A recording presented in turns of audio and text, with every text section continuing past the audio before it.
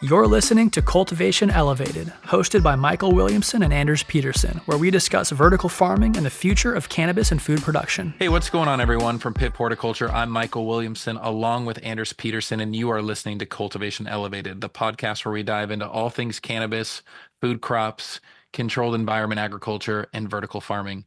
Today, we're excited to be joined by Mitch Galton, Director of Business Development, and Brett Cherniack, Vice President of Sales for Urban Gro. Urban Gro is a leading company that provides integrated design, engineering, and cultivation system solutions for controlled environment agriculture CEA facilities. Urban Gro offers a wide range of services, including architectural engineering design, cultivation system integration, and equipment commissioning. They also focus on retrofitting existing facilities, helping clients upgrade their operations with the latest technology and systems to meet industry standards and regulatory requirements. Additionally, Urban Gro is known for its expertise in energy efficiency, offering solutions that help clients reduce operational costs through energy rebates and optimize HVAC and lighting systems. Well, you guys do quite a bit, huh? Yeah, that was a good summary, though. Yeah, well, thank you guys so much for being on the show today. Mitch, thank you for being back on our show. Today's topic, we're going to be talking about a few different things that are relevant, very relevant to what Urban Grow does. Um, and one of those is going to be retrofitting a cannabis facility. We're going to talk a bit about energy rebates and why they're important. And we're going to end our podcast today on emerging markets. We're going to be talking about states like Minnesota, Kentucky, Ohio, New Jersey, and Florida. So, well, let's jump into it. I guess, Brett, I'd love to ask you, when it comes to retrofitting a cannabis facility, what are some of the most common challenges that you encounter when retrofitting existing facilities for cannabis cultivation? Yeah, for sure. And thanks, Michael and Anders, for having us here. First off, really excited to be part of this. Um, I guess to jump right into your question, I think it is important to make the distinction between, the retrofitting of an existing operational cannabis facility, and then perhaps the retrofitting of a building that was used for something different altogether. So a lot of the things you got to consider and the planning is going to be very similar, whether you're doing either of those two things. But I guess first to look at existing facilities that are currently cultivating cannabis, really want to first and foremost just get the proper planning in place.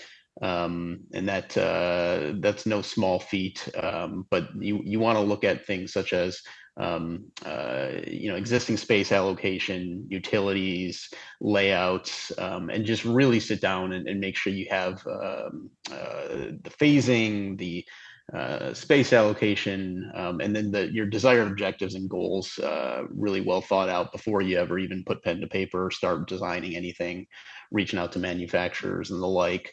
Planning is always the first step, and that's certainly not to be overlooked when looking at upgrading or retrofitting your facility. So I guess to take it a step further, one of the chief things we always look at early on is power. Do you even have the capability at your facility to do some of the upgrades you intend to do, assuming that you are going to be putting in, potentially more equipment. You want to be looking at, do you have the infrastructure to do what it is that you want to do? Because if you don't, that's something that's really going to impact your timeline and your budget and whatnot. So, beyond that, making sure that the changes that you intend to make, that you have the funding for them. That's something that you always need to get squared away before embarking on any of these capital intensive projects. And it is certainly something that's been a hot topic in the cannabis space for the better part of the last few years, as it's been much harder to come by. So with all that planning I referenced, got to do it all in the context of the financials and what do you expect this to cost and what do you have allocated, and will there be more fundraising required to make this happen? It's also worth mentioning that, even within existing operation retrofits, we're seeing a lot of different reasons why people kind of go down that path. And it's kind of a broad category of work, when we say existing operational retrofit, right? Because sometimes people just have one piece of equipment that needs to be replaced. Maybe there's better technology that came out. Maybe their unit failed. A lot of the kind of key equipment items we see lasting, let's call it 4 to 7 years. And we're just kind of getting to the point where some of those larger facilities, like Michael, a lot of the ones that you and I were kind of seeing in the early stages in Canada, the really large commercial scale ones, they're kind of getting to the point where those key items are needing to be upgraded. And so, that's one type of retrofit. But the other one we're seeing a lot more these days is, essentially distressed assets, right? Facilities that have gone out of business, or there's kind of some reason that causes a change of ownership, and somebody else who has cultivation experience is coming into a facility that's it was set up for cultivation, but it's not currently operational. And they're kind of starting a little bit more ground up, where they're not just saying, hey, I want to replace the lights or the HVAC or the benches. They're saying, hey, this facility, it's a little scuffed. They failed for a reason. We need to come in and allow this facility to be profitable. And that's a little bit more of a complicated conversation, because you have to start looking at a lot more than just, one piece of equipment or, one upgrade, right? There's a lot of trade-offs and options that come along with that. You can add more canopy space. We see a lot of people using PIP to go vertical in spaces that were originally single level. But that causes a whole bunch of other kind of snowballing effects. You need a lot more lights, you have a lot more canopy in there. So you need a lot more HVAC, probably a lot more dehume. And it becomes, just a much more complicated conversation than, hey, I want to upgrade lights or HVAC or, irrigation. Yeah, that makes total sense. Retrofitting really does come in, and it's a broad term. I mean, there's a lot of different flavors to it, and what it, how it can actually present itself in a facility.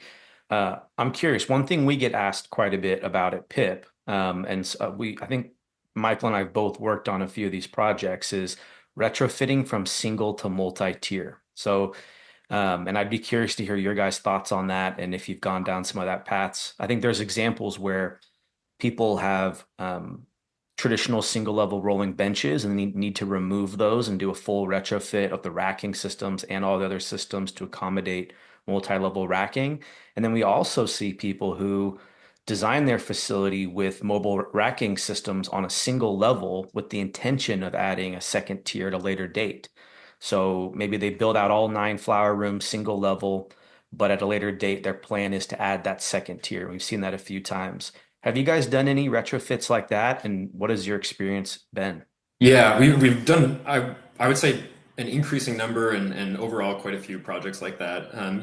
I think veg is one where it's kind of a no-brainer if you're coming in and making upgrades. It's really easy to add more levels in veg. The cultivation challenge doesn't get that much greater.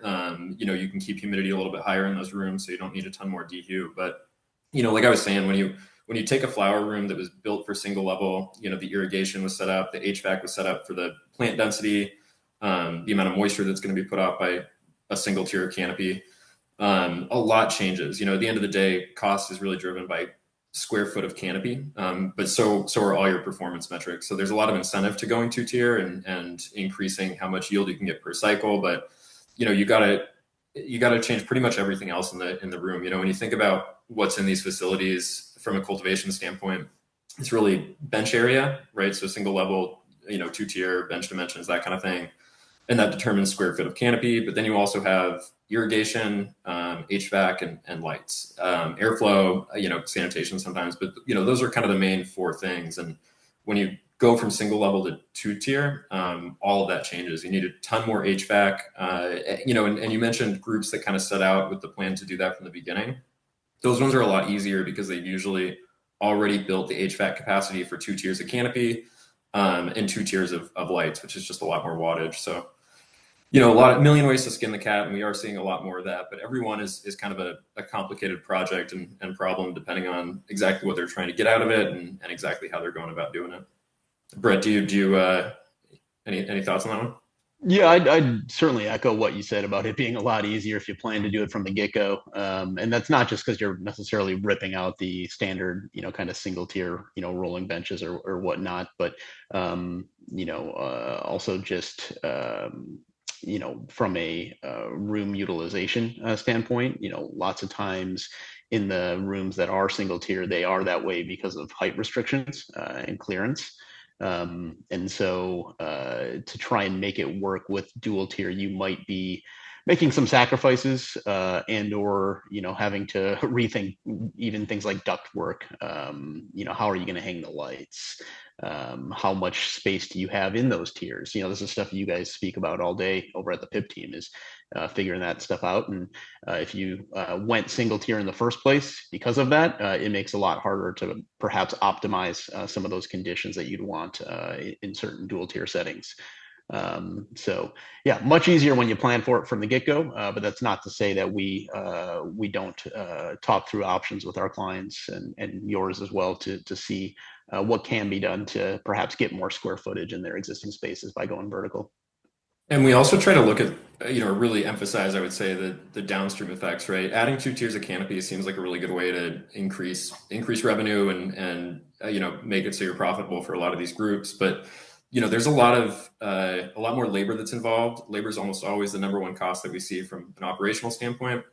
And then there's a lot of just ancillary space requirements. So you could double the canopy, and then your first harvest, you realize that you don't have enough, enough trim space, enough dry room area is a huge one that we're always focusing on. So just a lot to consider. It's very easy to want to go in and just double your revenue, but a lot more infrastructure has to be built up along with that. It is surprising how many people come to us and they're like, oh yeah, I'm just gonna, I've got HPS, the LEDs, it's a little bit more wattage, but I'll figure out how to make it work. And they're not even really talking about upgrading their HVAC in some cases. And they really genuinely feel and believe that they can get away with, doubling the amount of plants, doubling the amount of transpiration, keeping the same amount of general power and HVAC. And then they're, puzzled when it doesn't go well. The comment on if you do all that work ahead of time for future phasing, it's totally incredible, but it's really expensive. And the last couple of years, with the cannabis industry kind of getting a squeeze, there's not many people that are willing. Maybe they're able, but they're not willing to put up that much capital up front, not really understanding when that second phase is exactly coming through. It's so interesting too. I would be curious to know, like, if you were to describe, like, what's an ideal building that you would retrofit? I know I've worked in retrofitted bowling alleys, old grocery stores, all kinds of not ideal situations. But yeah, I'd be curious to know, like, as we see more action in like New England and in New Jersey and some of these places where the buildings they're old, the infrastructure is kind of rough. But could you describe like an ideal building for like a complete retrofit? Yeah, I mean, I'll start off. I think one thing to note, and I'm going to put some more thought into that when I hand it back to Brett. But one thing right off the bat to be thinking about is the location in terms of city and obviously state regulations are going to be kind of, they're going to apply to everyone growing in that area. But we're finding a huge amount of variation by city in terms of what you can do. What type of nutrient, kind of wastewater you can flush down the drain, that kind of thing. And so, that's had, I would say, more of an impact on building retrofit than the actual structure itself in a lot of cases. So you're saying like building departments and zoning and regulations and all of that is actually more of an impact to you than the physical constraints of the building? I would say so. Sewage department, there's just so much that goes into these. Everything from your break rooms, your staff bathrooms and office space to, a lot of these cities aren't really built, or they don't really have programs that are designed for cultivation facilities. And so we're finding that a lot of their kind of restrictions just aren't achievable for cultivation. And it requires a lot of conversation and working with the city to explain what we're doing, why it's a little bit different than what they've kind of worked on in the past, and trying to get some exceptions made. But, if you find a city where there's a lot of agricultural space already, they're used to dealing with that. Sometimes that can make the process a lot smoother overall. Brett, do you have any input on that one? Yeah, no, those are hugely important things to consider early on. What are the permitting processes like? Just in general, how friendly are they to cannabis business? Is it welcomed? Are you going to be the first show in town putting one of these things up? If they haven't been exposed to this before, there might just be things that they haven't even considered, they being the municipality, the governing body. Odor mitigation, for instance, traffic patterns. There's all sorts of things that you want to think through with the township if that hasn't been considered before. We've done projects that are flying along, and you get to the permitting process, and you think you're in great shape, and next thing you know, you got some unfriendly people in the permitting office that are making life a little bit harder. Unforeseen obstacles, suddenly the construction documents, if you make tiny change, you got to resubmit, hard copies, and just little things that don't sound that like that big of a deal that can really, add up and delay the process. So doing your diligence up front to make sure that you're kind of speaking the same language as the municipality. Obviously things like zoning, it's not just a nice to have, it's a need to have. So you got to figure that out, and then once you get those pieces, then you can really get into the nitty gritty of, all right, which building, assuming you have multiple to choose from, which building is going to be the right one, and that's where we can kind of get in and look at the bones, look at the structural considerations, space layout, number of floors, things like that. But I think if you don't have the town on board, you don't have the zoning right, then nothing else matters. So that's items 1A and 1B in either order. And then you can kind of start to look at, all right, what's the physical building? If, maybe it's just an empty plot of land, what's the site like? And then I already touched on it, but power and water, if you don't have those things, you better get ready to be patient and shell out some cash. We're working on a project right now in the Northeast where we're looking at getting double digits megawatts brought out to the site that aren't already there. And, got to add new substations and all sorts of stuff, and it's going to be probably a 24-month plus process. And so it's just planning ahead and making sure that if you do have something driving a speed with which you want to get this project up, such as speed to market and getting a higher price per pound early on, you might want to prioritize the site that already has all the power there, because working with these utility companies is no easy feat. Oh, it can cripple a company too, right? Like if you have a 24-month delay that you didn't financially plan for, I mean, it's not game over, but you're having to go back to the well. Those are very difficult conversations. And I've been in some of those rooms where, yeah, like you said, new substation. Oh, by the way, yeah, there's power, but it's like 3 miles down the road. Mm-hmm. Yep. And even if, the infrastructure's there, you got to plan for long lead time items like switchgear. That can easily be well over a year right now. So just a lot of things to think through, and if you have all that there, that certainly probably bumps your building that you're looking at up the list as far as which one you might want to consider. And especially with capital so hard to come by in the industry right now, time really is the biggest enemy when you're starting a new facility or a new project. And so back to kind of the original question, like in a building, what are you looking for? Having a city that's flexible allows you to make any changes you need to a building. Construction is usually the relatively fast part of these projects once everything else is in place. And so I'd almost venture to say that I'd rather have a city that really understands what I'm doing and is really excited about the project and eager to work with me than I would like the perfect building.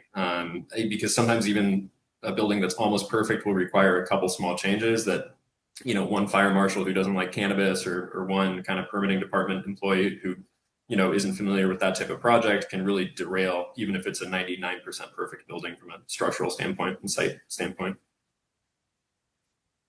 Makes sense. Yeah, it's interesting. People get so excited about getting into the cannabis industry, and if they're not familiar, you can get hosed so quickly. You're like, I got this building, and they're just like, I have a building, and they're just like enamored with this idea that they've secured a building, and they haven't done any of this diligence that we've been talking about on the phone. And then when rubber meets the road, it's a sad story, and people usually have spent money at this point, going in a direction that isn't going to take them anywhere.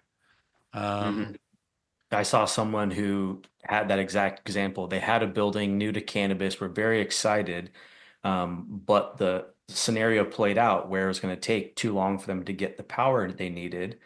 They didn't plan for it in their business plan, and they ran a large percentage of their building off of massive generators, on diesel generators on 18-wheelers.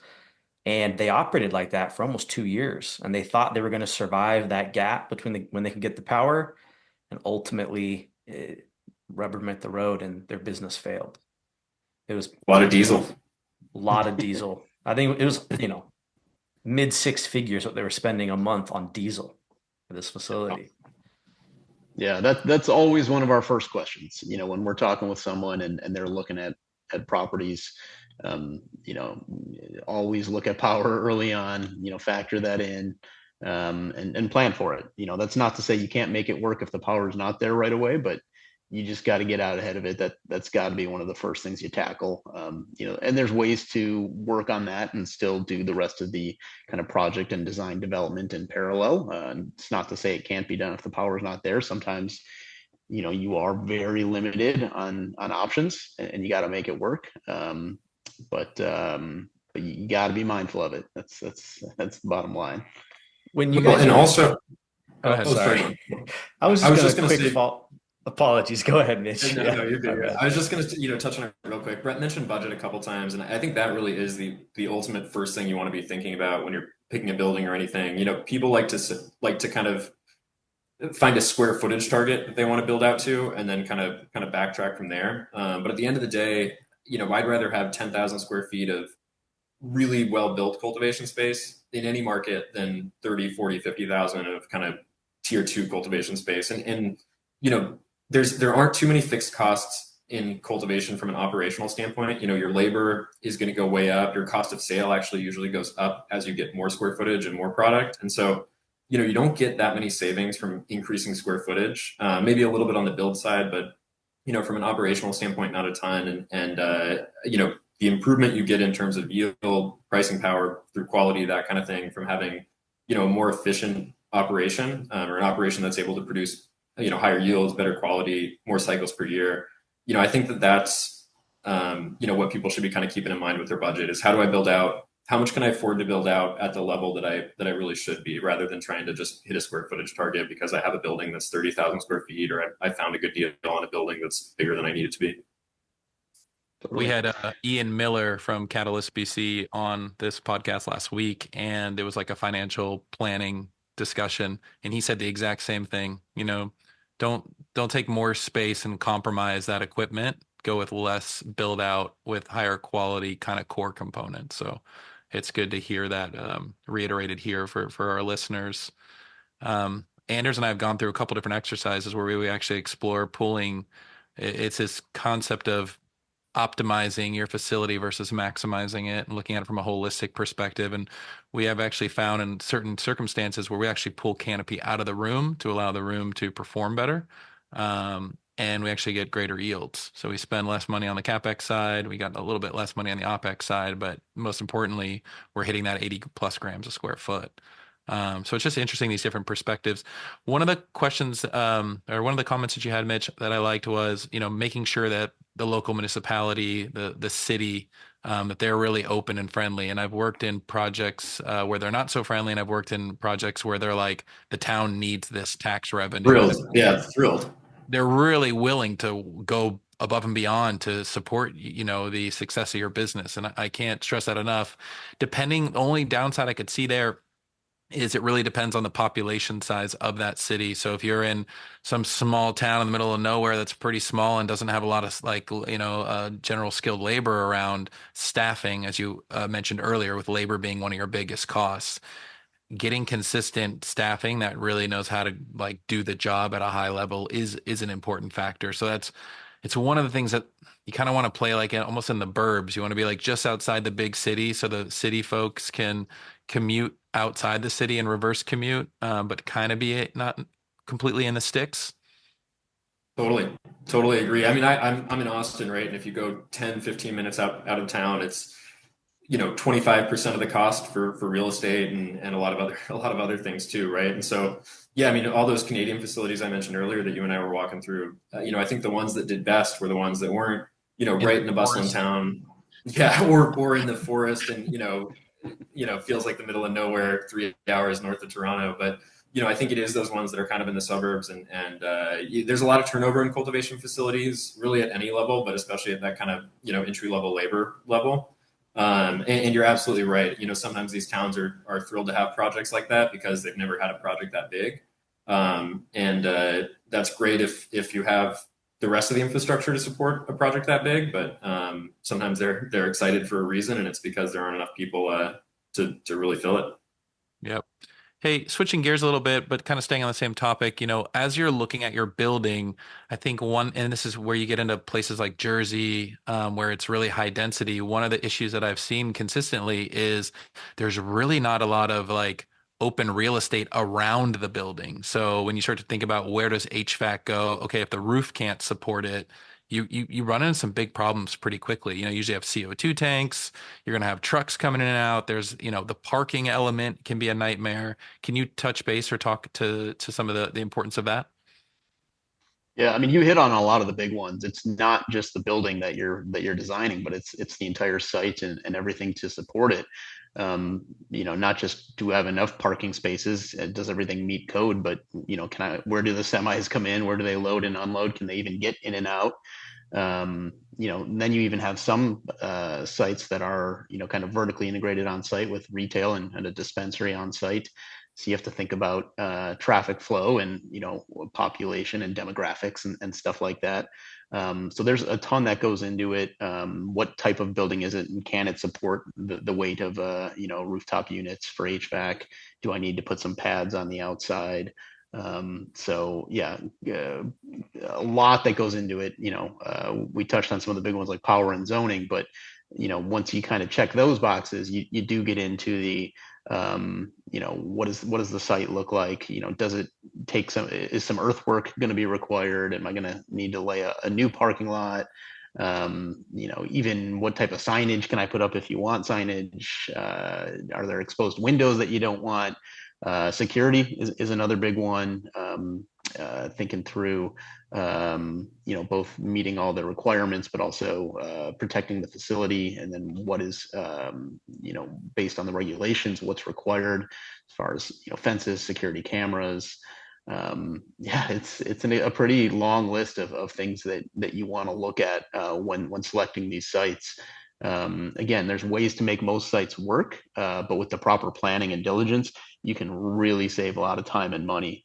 What's interesting with some of these markets opening up is, what they require as far as the amount of diligence that you have to do up front, or the lack thereof in some cases.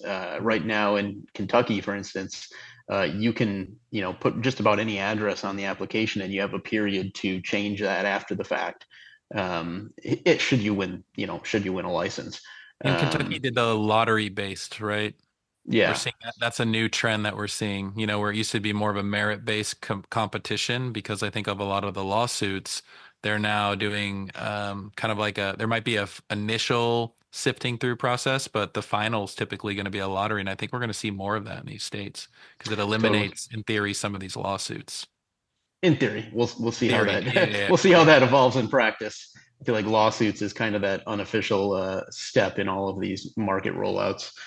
But yeah, and we are skipping ahead a little bit, but to circle back to the point I was trying to make with Kentucky is that they really don't require you to do a whole lot of that initial design up front, or really think through a lot of these considerations. And so, what happens in these markets where people, kind of take these shortcuts and, say, all right, it's a building, I got to get my application in, is you're then way behind the eight ball as far as actual design and project development. And so as new markets emerge, it's always a race to see who can get their product to the market as fast as possible to capitalize on that really high price per pound or price per gram, what have you. And if you're, putting in one address then changing to another, or you haven't started any design, or you realize you don't have enough power, you set yourself way behind in that race. Mhm. So even if it's not required, as part of the application process in some of these states, the more of this planning that you could do up front, it's going to pay dividends. And most of the time there is some cost involved, but if you sit down and do kind of that cost benefit analysis, there's always value to be gained from thinking all this stuff through early on. There's some painful, I totally agree. But at the same time, there's like it's if you I think you use the analogy race, but that's well said. But it's really about timing, because if you are the first one, that's actually a painful experience typically financially. It's kind of that expression like second mouse gets the cheese. I don't know if you've ever heard that one. Um, I've been first before with groups that we've been working for, and I mean the amount of planning and legislation and going back and forth and really trying to like be that model citizen facility. It takes years of preparation. It takes a tremendous amount of capital to make all those things happen. But I do agree, if you're first, you're obviously going to grab market share. The pound price is really high. Now, we have seen exceptions to this, right? If we look at Alabama, which I know we've all worked in, Alabama, I believe there's cultivators that have grown their first crop and have harvested their first crop. You have extractors who are looking for product to extract. And as of my understanding, as of today, it's Friday, August 23rd, there are no medical registered patients yet. So here's all these people that have spent all this money, time, energy, um, and they now have a crop, when we know that cannabis isn't a forever kind of hold crop from a qualitative standpoint, and they don't have a market to sell it to. So in that Hmm. particular situation, being first in Alabama to market, kind of a problem. I know that you guys have worked with a team that won a cultivation license, I believe, right? And Catalyst has worked with a team that won a manufacturing license, and people were like, "Have you guys built out your manufacturing?" And we said, "No, we're kind of waiting." So yes, Hmm. we've won a license. We were in that first wave. And if you know anything about the Alabama situation, you had to get rescored like 3 or 4 times. You had to go petition and do all this stuff just to secure your license. And so yeah, for us, we're kind of waiting. We're early. We're at the table, but we're not really willing to. Again, we're using this time to plan, really do detailed planning, plan for the win, and when that moment is right, we'll move, swiftly in the correct direction. But yeah, first to market, it can be challenging too. Yeah, there's definitely a little asterisk that goes with that point. I think that was very well put. It's not always an advantage depending on the market, and I think there's a few markets in the South where we've seen similar rollouts. I think Georgia, Mississippi aren't all too dissimilar as far as kind of the rollout and some of the downsides that could happen with being the first to produce and doing it at scale too. One I thing we would. talk. Go ahead, Mitch. Oh, sorry. No, go for it. Go for it. I was just going to add too, one thing we talk about a lot is kind of phasing and scaling plans, Hmm. and making sure that you have mechanisms to efficiently, grow, the right amount of product and then continue to scale as demand necessitates. So thinking through, how do I turn different rooms on as they're needed, and what processes do I need to have in place to grow with the market and hopefully be ready when the market is. Yeah, and that's exactly what I was kind of going to touch on is I think across the industry in general, there's a lack of people looking at the demand side and thinking about how much they can sell. I had a CEO once tell me that he was in a new market state and he described it as like Field of Dreams, grow the weed and they will come. Because it's just nobody's really looking at how much they can actually sell, and some states like Massachusetts we saw at 8,000 a pound, but that was one of the first East Coast states to go rec, and it was, or even medical, and so I think there was a lot of cross state purchasing that was kind of my assumption, and so we've seen new states that come online, or new states that have come online since. We haven't seen that same, really, really high price per pound. And like you mentioned, Alabama, Texas is another example.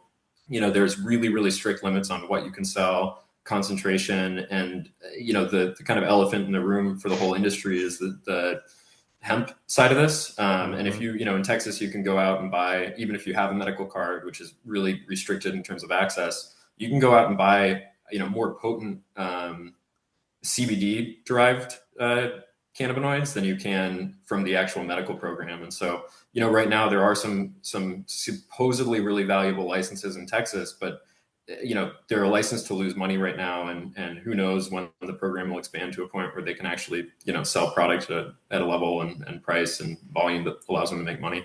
What is that restriction, that regulatory handcuff you mentioned? What's the percentage of THC they can't exceed? Do you know? I'd have to double check. I think it's under 2%. Oh, And you can have some crazy, what is it, the Delta 8 stuff. So, it's tough in some of these markets, and I know there's a lot of excitement about the size of Texas and Alabama, a lot of these southern states, but until there's a real demand for what they're selling or what they're able to sell, I think it's going to be tough. Hey, so I have a quick question for you guys. I know, Brett, you were talking about scaling, and that's something Michael and I talk with, our customers a bit about quite a bit. And it's a really great strategy for these new businesses to kind of build a portion of their facility and grow as you start bringing in revenue just to save CapEx. So I guess this is a two-part question. What cultivation systems do you guys find to be the easiest to scale and the most difficult to scale in a facility? I'm meaning HVAC, lighting, fertigation, CO2, those things. What's the easiest and hardest? And then along those same lines, if you're retrofitting an existing operating cultivation business, what's the hardest system to retrofit and the easiest system to retrofit? Hope that makes sense, but I'm curious to hear you guys' thoughts on that. Yeah, no, great question. I think the two parts, at least I in my head, fairly similar answers. HVAC right off the hop is going to be one that is going to be really hard to, scale, retrofit. I think there's ways to do it, but you just have to be very purposeful and thoughtful as far as planning for it, and just putting certain plans in place. So one thing we always promote is really kind of master planning out the full space, the full breadth of what you plan to do with the facility, to give yourselves the options to add on in an easy, not necessarily easy, but in an efficient way. So maybe you have a plan to properly cool, dehumidify, if need be, heat the whole building, and it's just a matter of adding units, handlers, what have you, ducting. But having that design in place first really enables you to do that fairly seamlessly.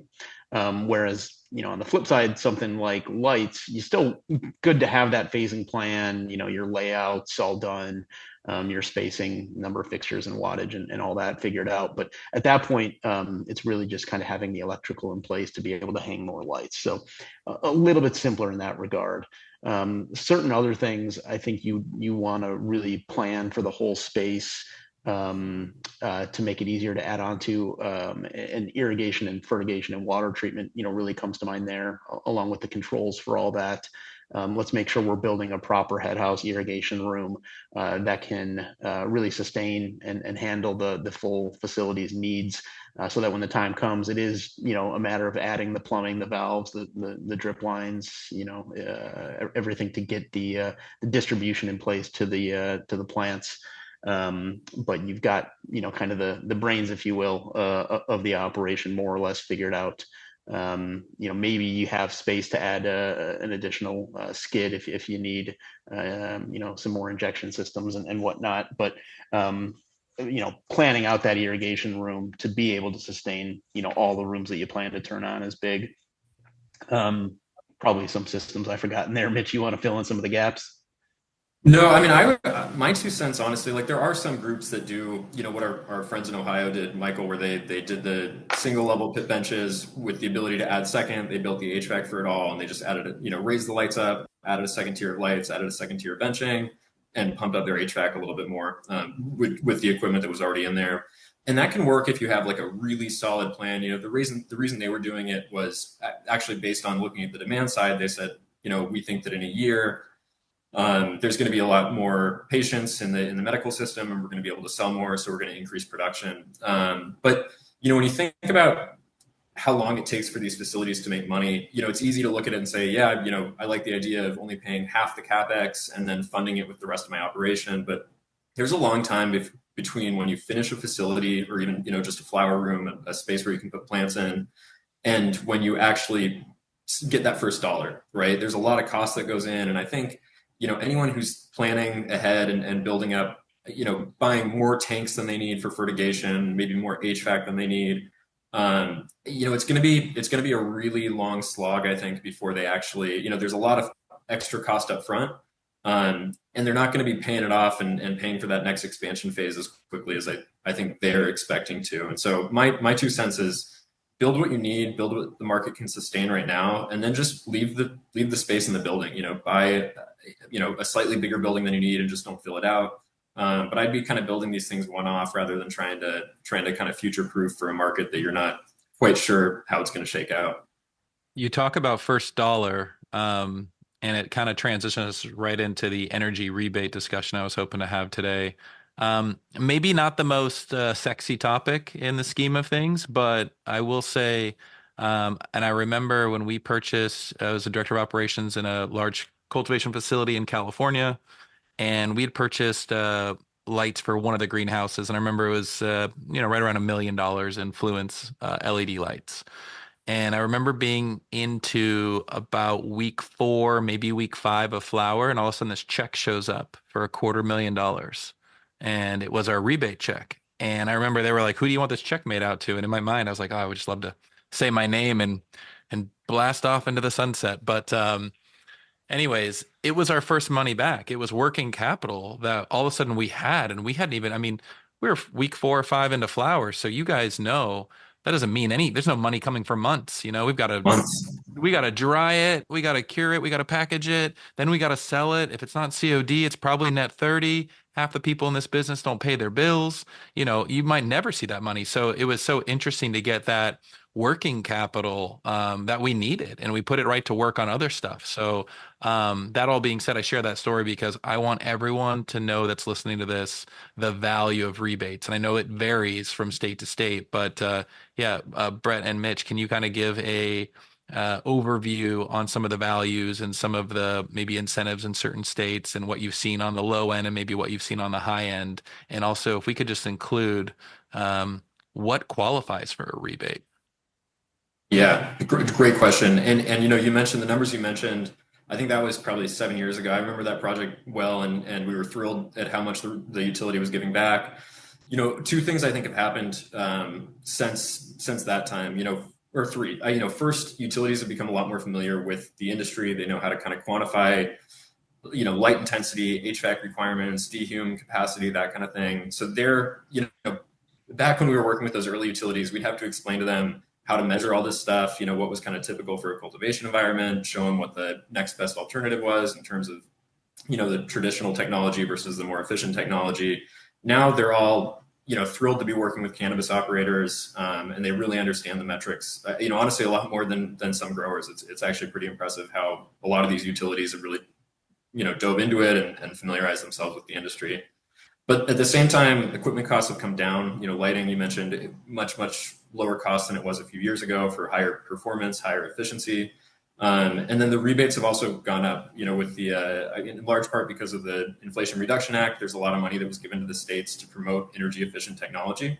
And so even though it's a federal program, there's a lot of money that was given to states to kind of manage through their own programs. And so we're seeing just huge rebates kind of across the country for a lot of different equipment. Lighting is a huge one. We're seeing a lot of places cover 50 to 100% of lighting equipment cost in some cases. And does that still require you to show it compared to a less efficient technology to compare to get that rebate? That's a really good question. And they're all a little bit different. Sometimes they require you to actually be replacing energy efficient or less energy efficient technology. In some cases, they just require you to show how many of that kind of legacy technology units would be required to match what you're putting in there. So you can apply it to new construction. But that is part of the reason we're seeing a lot more retrofits in some of these places. HPS 5 or 7 years ago, was a lot more compelling when you look at the price and the efficiency of LEDs at the time versus now.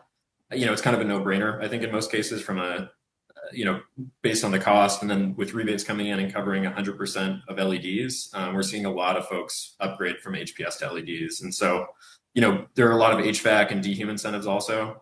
Those are a little bit more complicated just because HVAC isn't quite as a unit-based. It's much easier to look at one light compared to another than kind of one HVAC system compared to another. But unbelievable rebates across the country. And, like you mentioned, Michael, sometimes it takes 4, 5, 6, 7, 8 weeks to come back, which is much better than you get from yield, from actual harvest and selling product. But what we're doing in a lot of cases, especially for retrofits where there's an existing operator that's, kind of trying to optimize, stay afloat in some of these more challenging markets, we're able to help them kind of bridge that cost of the rebate. So if the rebate is going to cover 50% of the project, in a lot of cases, we're able to kind of list ourselves as the rebate recipient. Just like, like you mentioned, considering there, we're able to list ourselves as the rebate recipient, and then only charge them the amount that isn't covered by the rebate. And then the utilities pays us and makes us whole at the end. So yeah,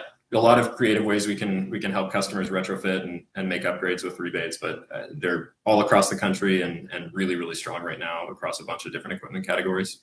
Do you find that rebates drive decision making? Oh, Yeah, in a huge way.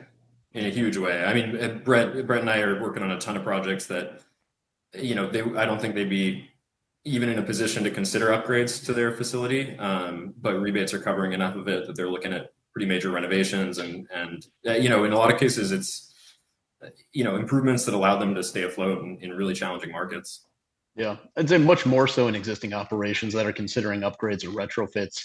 But you do see it too in new builds, whether it's a TI retrofit of an existing building or ground up. It's maybe you got a grower who's been in the game a long time and he likes his HPS. He's used to them, but now they have the opportunity to get LED at a lower cost than the HPS.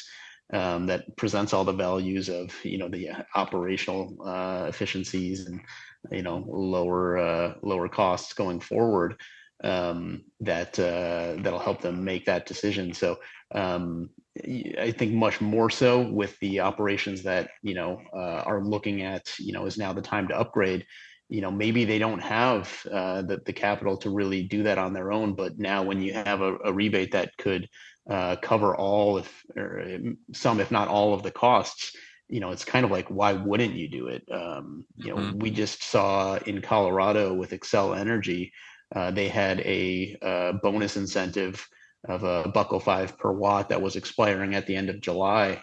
And they got inundated with orders. Word on the street is tens of millions of dollars worth of LED orders in a state that normally you don't see spending a lot of money on the cultivation side. Not a lot of those growers are very profitable right now. There's just not a whole lot of capital being deployed there. And so to see that volume of new LEDs entering that state, it speaks a lot to the value that these programs could provide. So I'm going to argue with you on one point you made, Michael, that this isn't very sexy, because I think it's really sexy. Yeah, we're pumped to that. Yeah, I retract my statement, with some of these like free light comments and all this cash savings. Well, it's a pretty interesting topic too. I mean, historically, right, when rebates were first a thing for commercial cannabis cultivators, it was really only on lighting. And like you said, Mitch, it was a very unit-based math problem for them to assign a dollar value to. It was fairly simple to calculate.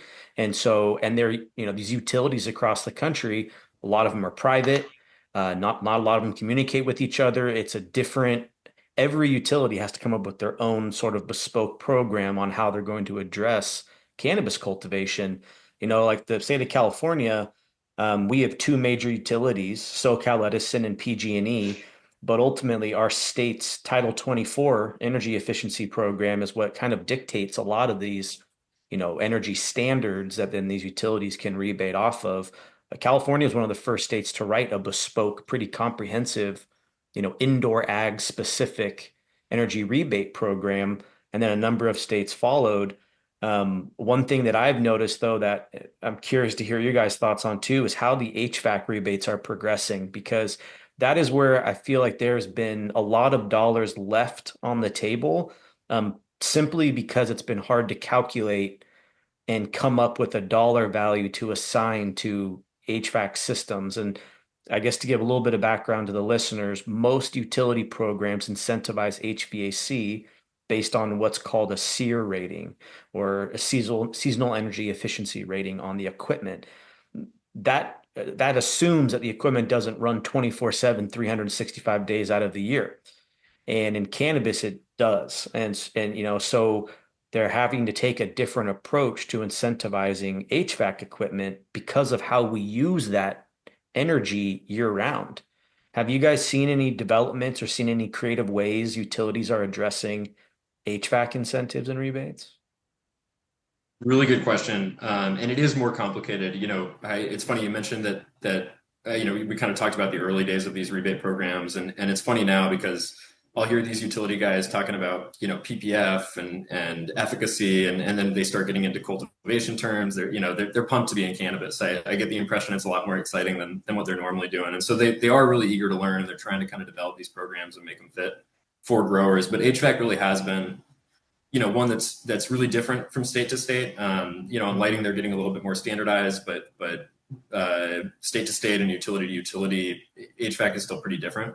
I would say that we've gotten a lot more creative with it. Generally, HVAC is going to qualify for custom incentives that you have to, spend a little bit more effort justifying to the utility and explaining and kind of showing how they're going to get energy savings in terms of kilowatts saved annually compared to the next best alternative.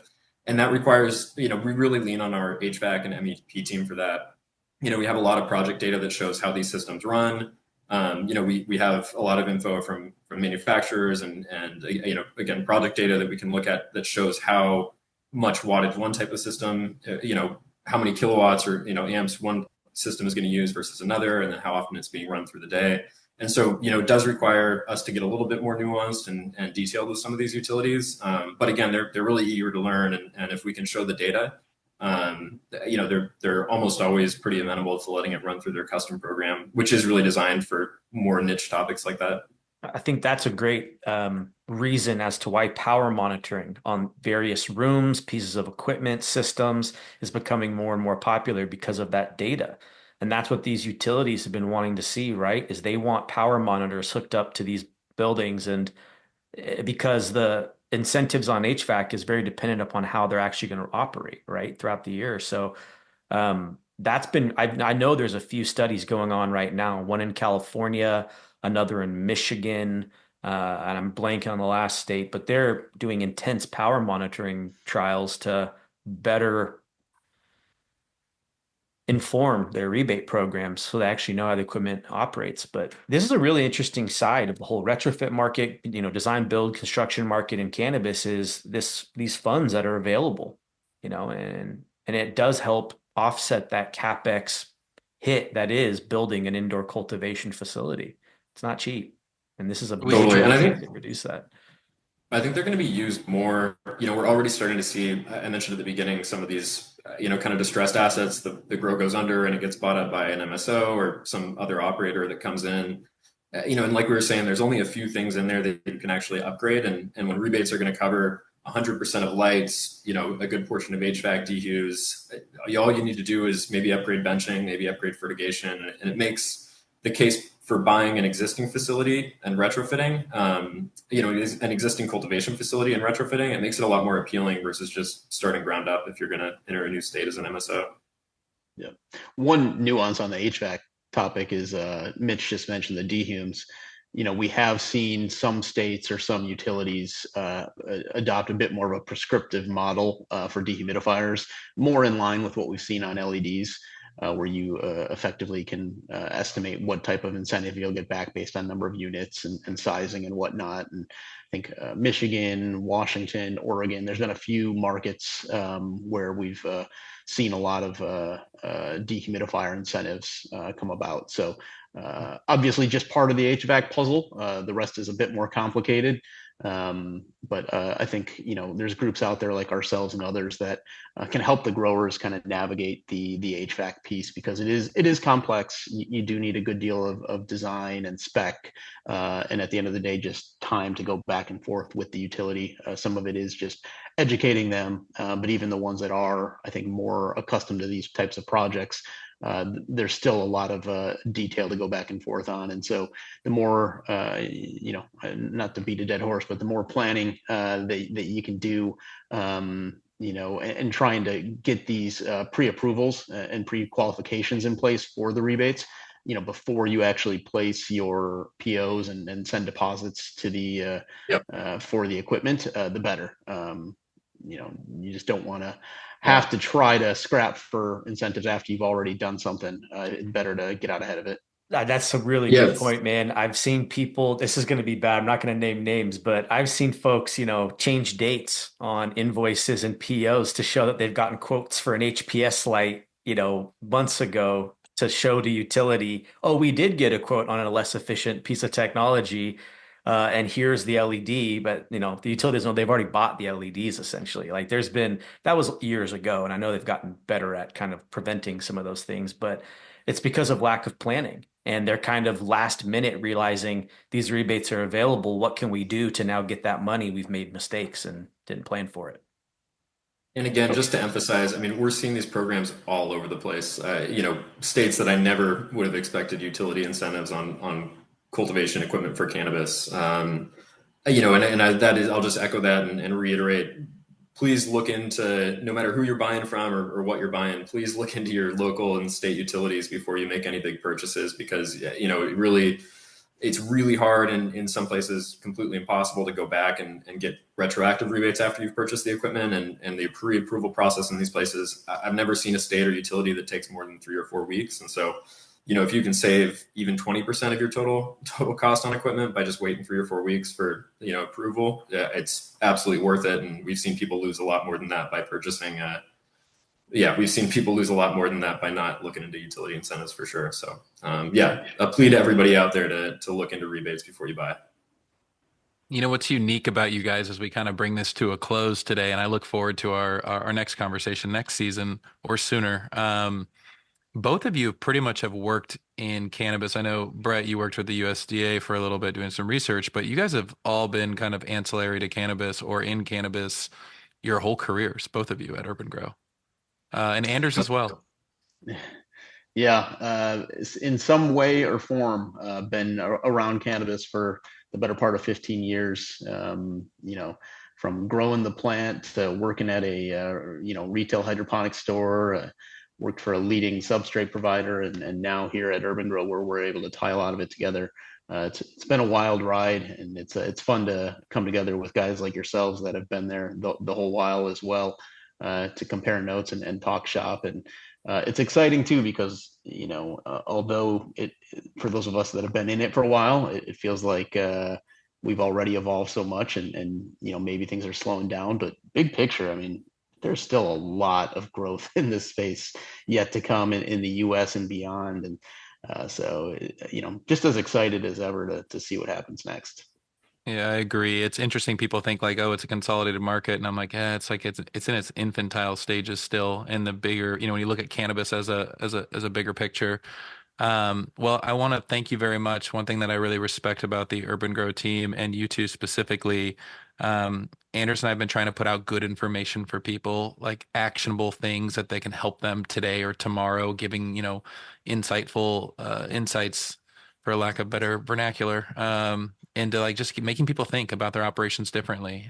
We want to see people ultimately be successful. I think that's the common goal that we all have between the four of us, is we want to see people have successful operations. It's always tough when you hear so-and-so's not here anymore. They bought the wrong equipment, or they made some bad decisions, and they're now transitioning. And so ultimately, I just want to say thank you. I really appreciate you guys coming with a lot of really great information today for people. And I guess, how can people get a hold of Urban Grow? Hit us up. Any number of ways to find us. urban-grow.com.